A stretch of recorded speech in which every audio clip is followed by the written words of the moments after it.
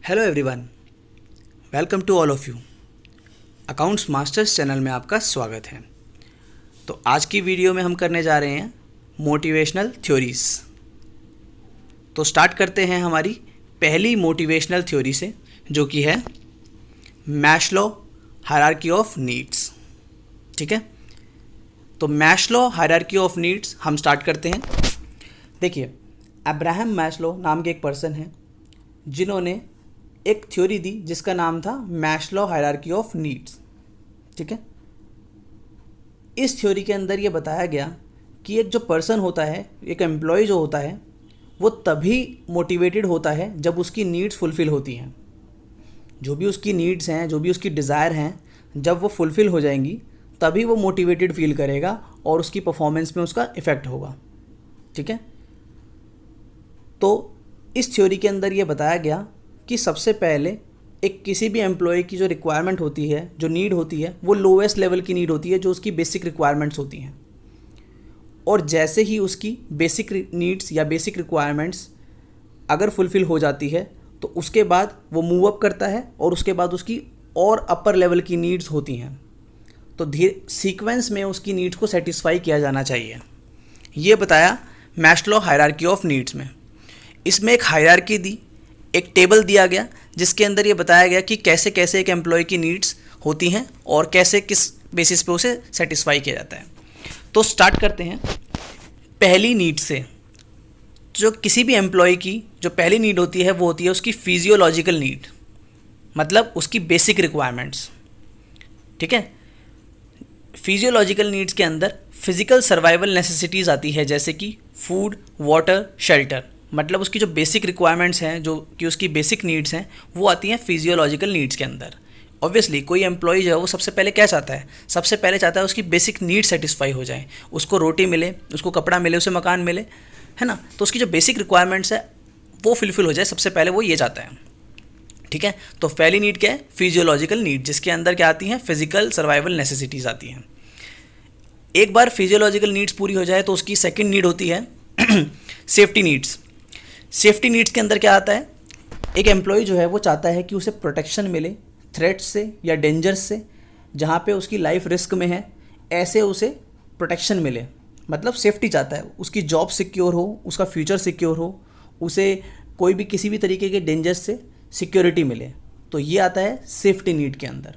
ठीक है, तो पहली नीड क्या है? फिजियोलॉजिकल नीड्स, बेसिक रिक्वायरमेंट्स होती है जिसके अंदर। दूसरी नीड है सेफ्टी नीड्स, मतलब वो अपनी सिक्योरिटी, अपनी सेफ्टी चाहता है।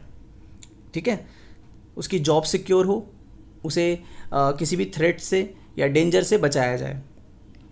फिर तीसरी नीड आती है सोशल नीड्स, जिसे हम बिलोंगिंगनेस या लव बोल सकते हैं। तो ये एक ऐसी नीड है जिसके अंदर एम्प्लॉय चाहता है कि उसे जो ऑर्गेनाइजेशन है, जो भी कंपनी है, उसके अंदर एफिलिएशन हो, फ्रेंडशिप का माहौल हो, कोऑपरेटिव इन्वायरमेंट हो, जहाँ पे सब एक दूसरे को सपोर्ट करें। वो इस तरीके की नीड्स भी चाहता है। ठीक है, तो सोशल नीड्स के अंदर क्या आ गया? फ्रेंडशिप का माहौल हो, एफिलिएशन हो, कोऑपरेटिव इन्वायरमेंट हो और इस तरीके का माहौल हो जहाँ पे एक दूसरे को सपोर्ट करते हैं ऑर्गेनाइजेशन के अंदर। तो ये है उसकी सोशल नीड्स। आगे बढ़ते हैं, उसकी फोर्थ नीड है एम्प्लॉय की एस्टीम नीड्स। एस्टीम नीड्स के अंदर आता है कि वहाँ पे ऑर्गेनाइजेशन के अंदर उन्हें रिस्पेक्ट मिले, रिकॉग्निशन मिले, एप्रिसिएशन मिले। ठीक है, इसका मतलब कि जो भी वो काम करे और जो भी वो अचीवमेंट करे उसको रिस्पेक्ट मिलनी चाहिए, उसको रिकॉग्नाइज़ किया जाना चाहिए, उसे अवार्ड्स मिलने चाहिए। ठीक है, ये होती है एस्टीम नीड्स। फिर उसके बाद आती है हमारी फिफ्थ नीड, जो कि है last need, self actualisation need. ठीक है, ये किस तरीके की नीड होती है जिसे हम कह सकते हैं एम ऑफ लाइफ। किसी भी एम्प्लॉय की जो एम ऑफ लाइफ है, जो भी वो एक्चुअल में अपनी लाइफ में अचीव करना चाहता है, उसे कह सकते हैं हम सेल्फ एक्चुअलाइजेशन नीड। क्योंकि एक बार उसकी बाकी सारी रिक्वायरमेंट्स, बाकी सभी नीड्स फुलफ़िल हो जाती हैं तो वो चाहता है कि वो कुछ अचीव करे लाइफ में, कुछ अच्छा करे। ठीक है, तो वो सेल्फ एक्चुअलाइजेशन नीड के अंदर आता है और ये उसकी लास्ट नीड होती है और इसे हम कह सकते हैं उसकी एम ऑफ लाइफ भी हो सकता है। ठीक है, तो ये हमारी Maslow needs hierarchy of needs के अंदर ये 5 तरीके की नीड्स हैं जिसे 1 to 5 हमारे को सेटिस्फाई करना होता है किसी भी ऑर्गेनाइजेशन के अंदर एम्प्लॉय की, ताकि वो मोटिवेटेड फील करें। ठीक है, तो पहली हमारी थ्योरी हमने कर ली है, जो कि क्या थी, मैस्लो हायरार्की नीड थ्योरी। अब हम आगे बढ़ते हैं हमारी नेक्स्ट थ्योरी की तरफ, जो कि है हमारी हर्ट्ज़बर्ग टू फैक्टर थ्योरी। इस थ्योरी में हर्ट्ज़बर्ग ने क्या किया, नीड्स को दो फैक्टर्स में, दो कैटेगरी में डिवाइड कर दिया। उन्होंने बोला किसी भी ऑर्गेनाइजेशन के अंदर दो तरीके के फैक्टर्स हो सकते हैं, एक होते हैं हाइजीन फैक्टर्स, एक होते हैं मोटिवेटिंग फैक्टर्स, ठीक है। और इन दोनों फैक्टर्स का अलग अलग तरीके का प्रभाव होता है ऑर्गेनाइजेशन के अंदर, ठीक है। इसमें बताया गया जो हाइजीन फैक्टर्स होते हैं वो होते हैं कंपनी की पॉलिसी क्या है, सुपरविजन कैसा होता है कंपनी में, रिलेशंस कैसे हैं लोगों के बीच में, एम्प्लॉयज़ के बीच में, वर्किंग कंडीशन कैसी हैं, सैलरी क्या है, स्टेटस क्या है, सिक्योरिटी क्या है, ये क्या है, हाइजीन फैक्टर हैं। और उन्होंने बताया कि कुछ मोटिवेशनल फैक्टर्स भी होते हैं, जैसे अचीवमेंट या रिकॉग्निशन, मतलब रिकॉग्नाइज करना अच्छे परफॉर्मेंस पे, वर्क हो गया मतलब काम हो गया, रिस्पॉन्सिबिलिटी देना एम्प्लॉयज़ को, एडवांसमेंट मतलब उनको आगे बढ़ाना, और ग्रोथ, एम्प्लॉयज़ की ग्रोथ करना। तो दो तरीके के फैक्टर्स होते हैं, कुछ हाइजीन फैक्टर्स और कुछ मोटिवेटिंग फैक्टर्स। मोटिवेटिंग फैक्टर्स वो होते हैं जिनको अगर प्रेजेंट है तो उससे एम्प्लॉयज़ हाईली मोटिवेट होते हैं और हाई परफॉर्मेंस देते हैं, गुड परफॉर्मेंस देते हैं, ठीक है। और हाइजीन फैक्टर्स वो होते हैं जो कि कंपनी पॉलिसी, सुपरविजन, रिलेशन, इनके होने से एम्प्लॉय मोटिवेटेड या हाई परफॉर्मेंस नहीं देंगे, लेकिन इनके ना होने से डिससेटिस्फैक्शन ज़रूर होगी और उनके परफॉर्मेंस पे इम्पैक्ट ज़रूर पड़ेगा, ठीक है। तो हर्ट्ज़बर्ग ने दो फैक्टर दिए, जिसमें उन्होंने बोला कि जो मोटिवेटिंग फैक्टर्स होते हैं उनका प्रेजेंस होना ज़रूरी है, क्योंकि उनके होने से क्या होता है, एम्प्लॉयज़ के, जो भी एम्प्लॉयज़ है ऑर्गेनाइजेशन के, वो मोटिवेटेड फील करते हैं और उनकी परफॉर्मेंस पे बहुत ही अच्छा प्रभाव पड़ता है, वो हाईली इम्पैक्ट करते हैं, ठीक है, हाई परफॉर्मेंस होता है। जबकि हाइजीन फैक्टर्स वो होते हैं जिनकी प्रेजेंस से एम्प्लॉयज़ मोटिवेटेड तो नहीं होते हैं, लेकिन अगर वो प्रेजेंट ना हो तो वो डिससेटिस्फाई ज़रूर हो जाते हैं जॉब से, डीमोटिवेट ज़रूर हो जाते हैं। ये बताया गया हर्ट्ज़बर्ग की थ्योरी में, हर्ट्ज़बर्ग टू फैक्टर थ्योरी में। तो hygiene factors are needed to make sure that employ is not satisfy. Hygiene factors इसलिए किए जाते हैं, इसलिए प्रेजेंट होते हैं कि ताकि एम्प्लॉयज़ डिससेटिस्फाई ना हो, उनसे मोटिवेशन नहीं मिलेगी, लेकिन उनकी एब्सेंस से डीमोटिवेट या डिससेटिस्फाई ज़रूर हो जाएंगे। जबकि मोटिवेशन फैक्टर्स जो होते हैं वो इसलिए ज़रूरी हैं ताकि एम्प्लॉय सेटिस्फाइड हो और मोटिवेटेड हो, ताकि हाई परफॉर्मेंस दे सकें। लेकिन हाइजीन फैक्टर्स की प्रेजेंस अगर है तो इसका मतलब ये नहीं है कि वो मोटिवेट हो जाएंगे, लेकिन अगर वो नहीं है, एब्सेंट हैं, तो ज़रूर वो हो सकता है कि उनकी परफॉर्मेंस अच्छी ना हो, उससे वो डिससेटिस्फाई हो जाएंगे। अब आते हैं हम आगे हमारी नेक्स्ट थ्योरी की तरफ, जो कि है McClelland theory of needs. McClelland ने क्या कहा, इन्होंने बोला किसी भी ऑर्गेनाइजेशन के अंदर तीन तरीके के मोटिवेटिंग फैक्टर्स हो सकते हैं। जो भी एम्प्लॉयज़ हैं उनकी परफॉर्मेंस जो है वो मोटिवेटिंग फैक्टर्स से होती है, कुछ जिनसे उनकी नीड सेटिस्फाई होती है। तो ये तीन तरीके के मोटिवेटिंग फैक्टर्स होते हैं जो कि नीड सेटिस्फाई करते हैं। और वो क्या क्या हैं, उन्होंने बोला तीन मोटिवेटर्स होते हैं, तीन मोटिवेशनल फैक्टर्स होते हैं। पहला है अचीवमेंट।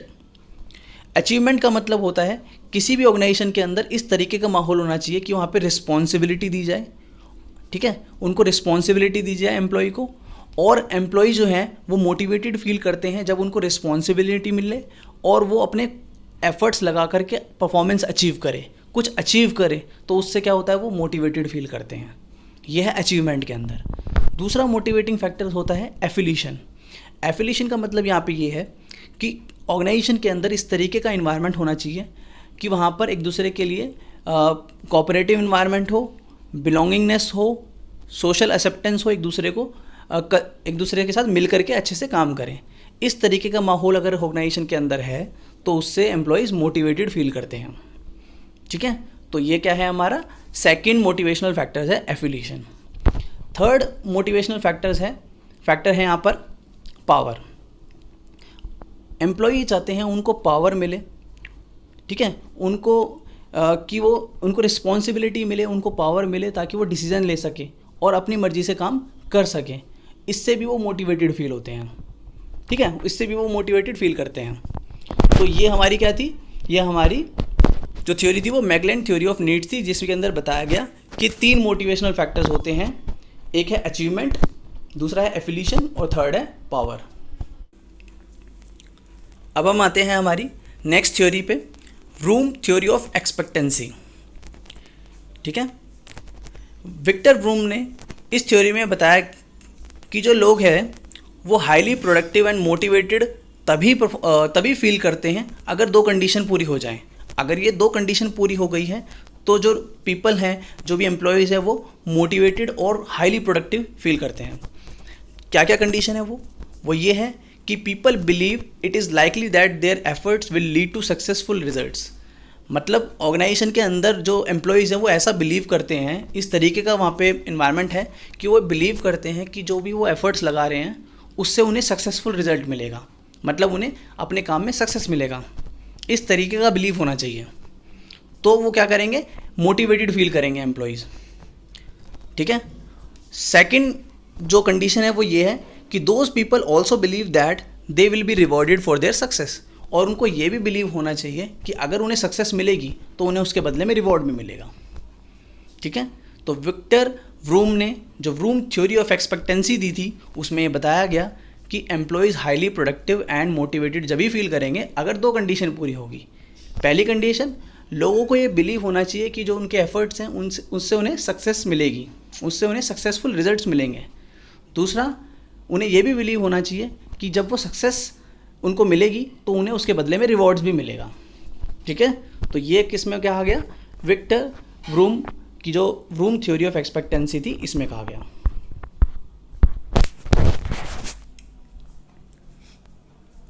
फिर आती है हमारी next theory, McGregor theory X and theory Y. Douglas McGregor जो थे उन्होंने दो थ्योरी दी, एक थ्योरी एक्स और थ्योरी वाई। ये दोनों डिस्टिंक्ट थ्योरी थी जो कि किसी भी ह्यूमन बीइंग के व्यू के ऊपर थी, जो कि उसके बेस थे उसके पार्टिसिपेशन ऑफ वर्क में। एक वर्कर का किस तरीके का पार्टिसिपेशन होता है वर्क में, उसके ऊपर बेस था ये दोनों थ्योरी। और दोनों जो थ्योरी है वो डिफरेंट व्यूज़ हैं। ठीक है, थ्योरी जो एक्स थी वो एक नेगेटिव व्यू दिखाती है, जबकि जो थ्योरी वाई है उसमें एक पॉजिटिव व्यू है। किसका पॉजिटिव व्यू, जो भी एम्प्लॉयज़ हैं या वर्कर्स हैं ऑर्गेनाइजेशन के अंदर, उनके ऊपर ये व्यू है। ठीक है, थ्योरी एक्स क्या बोलती है, थ्योरी एक्स ये बोलती है कि जो भी वर्कर्स जो होते हैं ना ऑर्गेनाइजेशन के अंदर, वो इनहेरेंटली लेज़ी हैं, वो सेल्फ सेंटर्ड है, मतलब अपने बारे में सोचते हैं, लेज़ी हैं, आलसी हैं, और लैकिंग एम्बिशन, उनके अंदर एम्बिशन नहीं है, काम को करने की भावना नहीं है। Therefore N appropriate management style is strong top down control. मतलब इस तरीके का मैनेजमेंट स्टाइल चाहिए जहाँ पे स्ट्रॉन्ग मैनेजमेंट हो, कंट्रोल ज़्यादा लगाए लोगों के ऊपर, वर्कफोर्स के ऊपर। ये थ्योरी एक्स में बताया गया। थ्योरी वाई में ये बात बोली गई कि जो वर्कर्स है ना वो इनहेरेंटली मोटिवेटेड हैं। ठीक है, वो eager to accept the responsibility, वो रिस्पॉन्सिबिलिटी एक्सेप्ट करने के लिए बिल्कुल तैयार हैं और उनको वो पूरी तरह से मोटिवेटेड हैं। इसीलिए उसमें बताया गया कि एक appropriate management style is to focus on creating productive work environment. इस तरीके का एनवायरनमेंट क्रिएट करने के लिए मैनेजमेंट को वर्क करना चाहिए जहाँ पे पॉजिटिव एटीट्यूड होना चाहिए और उनको रिवॉर्ड्स दिए जाएं, उनको रीइंफोर्स किया जाए, उनको काम दिया जाए और मोटिवेटेड फील कराया जाए। ये थ्योरी वाई में बताया गया। ठीक है, तो ये हमारी आज की वीडियो थी। इसके अंदर हमने कुछ थ्योरी डिस्कस की थी मोटिवेशन की, तो आप इन सभी थ्योरीज़ को पढ़ें, काफ़ी इंपॉर्टेंट थ्योरी हैं। ठीक है, और हमारे चैनल को सब्सक्राइब कीजिए।